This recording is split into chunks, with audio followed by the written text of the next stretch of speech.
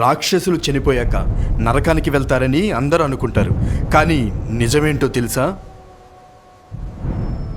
రాత్రి సమయం, ఇంట్లో నిశ్శబ్దం. దేవుని ఫోటో ముందు కూర్చొని జపం చేస్తున్నాడు ఒక చిన్న అబ్బాయి. అతని పేరు ప్రహ్లాదుడు. అతని తండ్రి ఇంటి లోపలికి వచ్చాడు. అప్పుడు ప్రహ్లాదుడు అడిగాడు, నాన్న, రాక్షసులు చనిపోయాక ఎక్కడికి వెళ్తారు? ఆ ప్రశ్నతో గది నిశ్శబ్దంగా మారింది. దీపం మంట కంపించింది.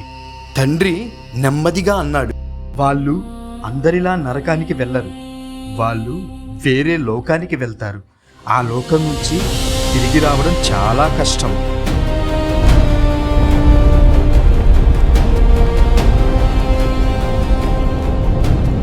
ఆ రాత్రి ప్రహ్లాదుడికి నిద్ర పట్టలేదు. గడియారం 12 దాటుతుంది. అప్పుడు అకస్మాత్తుగా కిటికీ దగ్గర ఒక వెలుగు కనిపించింది. అది పెద్దదవుతూ ఒక వలయంలా తిరుగుతుంది. గాలి బలంగా వీచింది. ప్రహ్లాదుడు ఏంటిది అని చూసేసరికి ఆ వెలుగు అతన్ని లాగడం మొదలుపెట్టింది. ఒక్కసారిగా అతను అదృశ్యమయ్యాడు. ప్రహ్లాదుడు నెమ్మదిగా కళ్ళు తెరిచాడు. అతను ఉన్న చోటు భూమి కాదు, చీకటి ఆకాశం, ఎర్రటి మెరుపులు.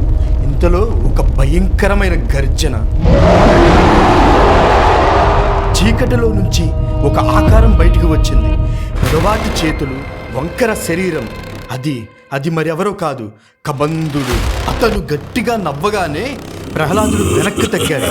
కబంధుడు మరింత ముందుకు వచ్చి, నువ్వు నా నుండి తప్పించుకోలేవు అని గట్టిగా గర్జించాడు. ఇప్పుడు ఒక బలమైన దెబ్బ. కబంధుడు ఎగిరి దూరంగా పడిపోయాడు. మరొక రాక్షసుడు బయటకు వచ్చి ప్రహ్లాదుడితో పరిగెత్తు అని అన్నాడు. అక్కడ నుండి ఇద్దరూ తప్పించుకొని ఒక గుహలోకి చేరుకున్నారు.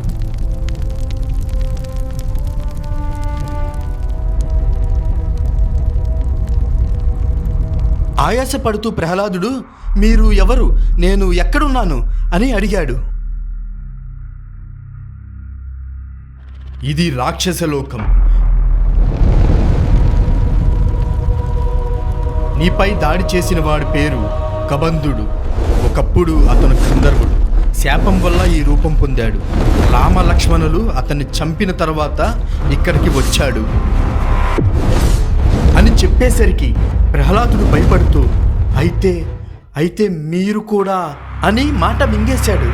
అప్పుడు అతను కొద్దిసేపు మౌనంగా చూసి, నేను లంకలో జన్మించాను, రావణుడి కుమారుడిని.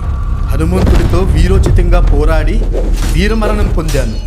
నా పేరు అక్షయ కుమారుడు అని అందరూ అంటారు అని అతను ప్రహ్లాదుని దగ్గరకు వచ్చి నెమ్మదిగా అన్నాడు. నువ్వు ఇక్కడికి అనుకోకుండా రాలేదు, దీనికి ఒక కారణం ఉంది అని చెప్పగానే భయపడుతూ ప్రహ్లాదుడు, కారణమా?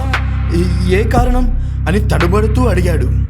అప్పుడు అక్షయ కుమారుడు, ఈ లోకంలో కొంతమంది రాక్షసులు నిన్ను ఉపయోగించుకొని భూమిపైకి తిరిగి వెళ్ళి మళ్ళీ పరిపాలించాలనుకుంటున్నారు. ఆ మాటకి ప్రహ్లాదుడు నిర్ఘాంతపోయాడు. నువ్వు ఇక్కడ ఉండకూడదు, నిన్ను ఎలా పంపించాలో నాకు తెలియదు, కానీ ఒక్క మార్గం ఉంది అని అనేసరికి ప్రహ్లాదుడు ఆతృతగా ఏంటది అని చూశాడు. అక్షయ్ కుమారుడు పైకి లేచి గంభీరంగా, నా తండ్రి రావణాసురుడు, ఆయనని కలుద్దాం. తదుపరి భాగంలో రావణాసురుడి అసలు స్వరూపం మిస్ అవ్వకుండా చూడండి. అలాగే సబ్స్క్రైబ్ చేసుకుని లైక్ చేసి షేర్ చేయండి.